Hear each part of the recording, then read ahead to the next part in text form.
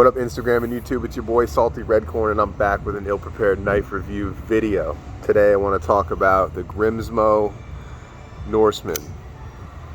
There it is. Alright, so this was lent to me by Shield Arms for review. No, I can't afford a Grimsmo Norseman, but I can sure as hell make some friends that have one. And here it is, man. So very excited. Thank you, Shield Arms. Been a big supporter of the channel, and I'm very appreciative, man. So the steel is RWL 34. It's a really good steel. You know, I haven't really done any too much cutting with this knife. I haven't done any cutting with this knife. I've only flipped it. I haven't eaten any yogurt with it, if you guys are wondering.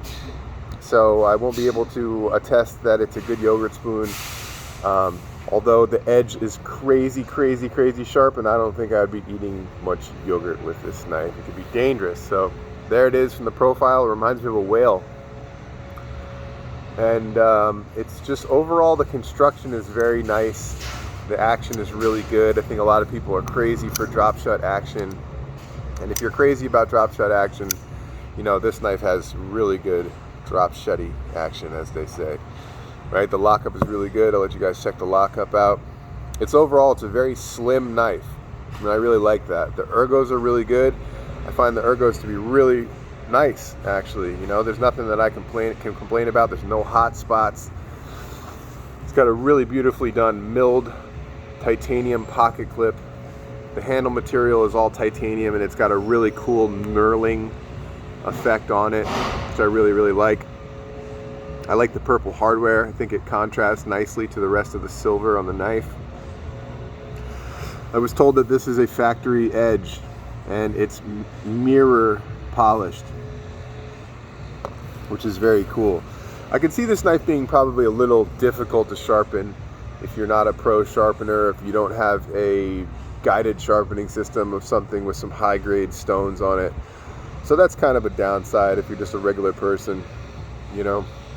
But I think that the blade shape, at first I thought it might be kind of weird and unuseful, but after handling it, I think that the blade shape is probably pretty good, really. It's got this, it's almost tanto-ish, you know. It's got this nice grind up here. It's got a little bit of a flat area, and it comes in with a combo hollow grind, which is kind of odd, but it seems to work. You know, if you want to open packages, this is going to be a great package knife. You know, it's got somewhat of a recurve here, you know. And so for certain cuts, I don't think it's going to be that good, but for push cuts, you know, if you want to cut cardboard and stuff like this, if you want to EDC this knife, I think it's going to be just fine. I honestly do, in my opinion. It's got some kind of stepped milling here on the blade. I think it looks really cool. It kind of gives you that bacon effect, you know.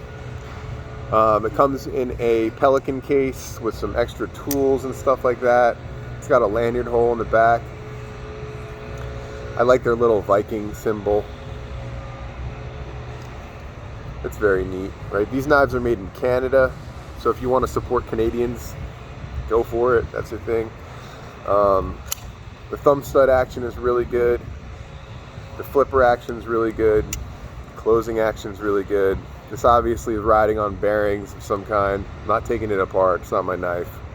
And it's a really expensive knife. I think these knives retail for like almost $1,000, like $995 or something crazy like that. And they go up in price from there. I mean, you can get them on the secondary market for around like $600 to $800.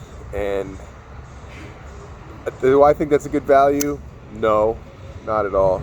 Do I think this knife is worth $1,000? Nah.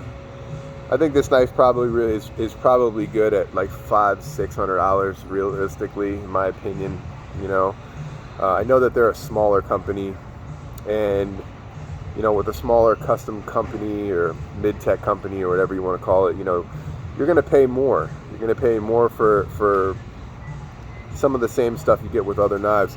Something I just noticed looking inside the knife is it's got a lot of markings inside the scales. You guys aren't really going to be able to see that, but it's got a picture of a Viking inside, and it's got some hallmarks and some watermarks inside that are specific to the company, and that's kind of neat. I almost wish they did a purple, you know, purple pivot here to match the rest of the purple hardware, but that's neither here nor there. my overall impressions of this knife are it's pretty cool, man. It's a really, really cool knife, you know. I think that my opinion's changed on it quite a bit since handling it. It's got a really neat shape, and the pocket clip works great. It slides in the pocket, you know. It's about all I've done with it is carry it in my pocket. It doesn't have a steel lock bar insert, which I think probably would have been a good choice here, but you know, for what they're used for, I don't think it's necessary, right? It's got a crown spine, which is pretty neat, you know. Also, this flipper tab is crowned down here in the choil area, and yes, it works great as a choil. So yeah, man, Grimsmo Knives Norseman, you know, try it out. If you like this kind of video, smash that like button, hit the subscribe button, hit the notification bell. Tell your boy Salty Redcorn what you want to see, all right? I love you guys. Thanks for watching.